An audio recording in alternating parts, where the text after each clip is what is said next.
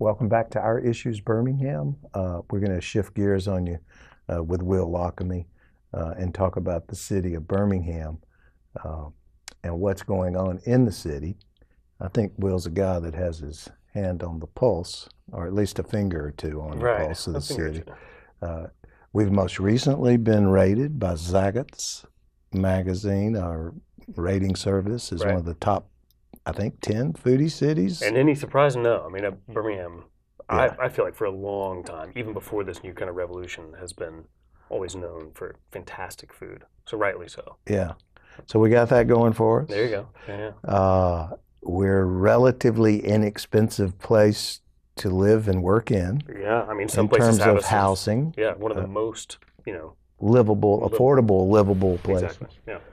So our transportation system is a little lacking, but we're working on it and we're hopeful.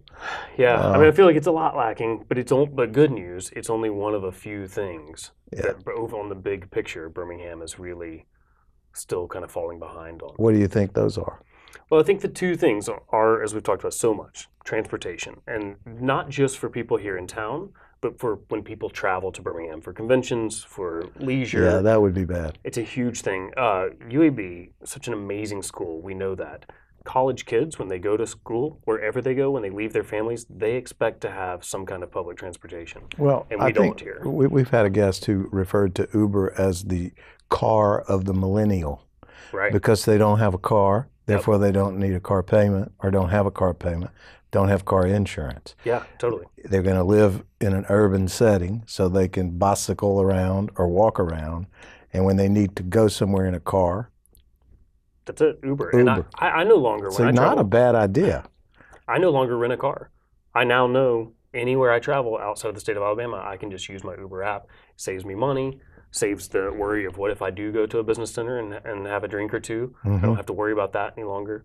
But I always end up cheaper and saving money by doing that. Of course, just such a great service is something you've used as well. I know. Oh, yeah. I use it all the time. Yeah, love it. And college kids, I mean, if you talk to parents who have sent their kids out to other cities, they'll tell you like, oh, it gives them a sense of relief knowing that they have that service they can use. Or as Seinfeld says, we're asking to get in the car. We're asking our kids to get in a car with a stranger. Yeah, isn't that different? I would be, yeah, for sure. No, but it's and that's proponents of it use that fear factor, and I hate that because, it seems like the safest way, from as far as I'm concerned, because you know who's picking you up, they know who you are. It's tracking you where you go, right? So there's no mystery of like what's going on with that, and cab services have also had their fair share of bad situations. It's not a cab issue, it's not an Uber issue, it's a society issue, and I think that's how people need to look at that. But transportation is not the only thing. I think UAB bringing a stadium to Birmingham proper and having a multi-use facility here in town is the other thing. I think that's the other big component to making Birmingham finally completely explode like it's about to do. Have you been to Nashville lately? I've been to Nashville in the last year, yeah. The building that's going on there is fascinating. Yep. I think there's 17, 20 more cranes digging holes and building buildings. All you see. And they've got the infrastructure to support that, I think. And I know a lot of folks that are... And they have Uber. Right. A lot of folks, seriously, that are investing in Birmingham. I was picked up in a pickup truck, but they do have Uber. The venture capitalists that are spending money on all these amazing places that are being built around town here are very concerned about transportation. You mean like the Pizitz building, for example? Correct, yeah. They're very concerned because I think everyone thought like, oh, this is coming. Everybody's got it. It's coming. And now it's not here. And construction's starting to finalize on places. Well, do you have an idea about once everybody's heads got together, how quickly Uber could put it in place? Weeks. Oh, yeah? Weeks. That quickly? Weeks. And I'm not sure that it won't be here by the time this airs, seriously. Yeah. I mean, weeks. Do they bring drivers from other places? People are lined up waiting to drive. Lined up. You mean people that live here already are lined up waiting? Oh, yeah. I mean, it's such a huge... there's a huge job market for part-time work like that where you can decide whenever you'd like, I'm going to go work for 5 or 6 hours. I'm going to go do this. I was out for a run the other day and someone, I'm not kidding, just because I speak on this issue, stopped and said, do you know how long, I bought this car and knowing I was going to have a nicer car when Uber got here. It's a real thing. I mean, people are lined up waiting to do this. Crown Victoria, Black Crown Victoria. No, they could, yeah. So I really do think that those are the two things that are holding it. Because so many great things. Look at Railroad Park. Yeah. Look at all the great stuff that's going downtown. The Barons. I mean, that facility. You know, I live just minutes from the Hoover Met, and I didn't go to a Barons game for years, and now I'm a season ticket holder.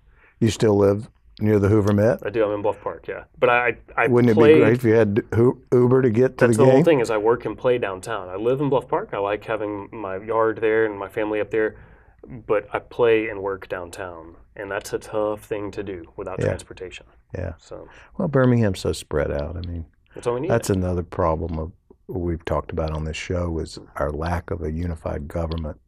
Correct. In terms of the 37 municipalities that currently exist. And we could definitely talk about the political issues in Birmingham, but everybody has them, and you know, it's one of those things. Well, we'll get there.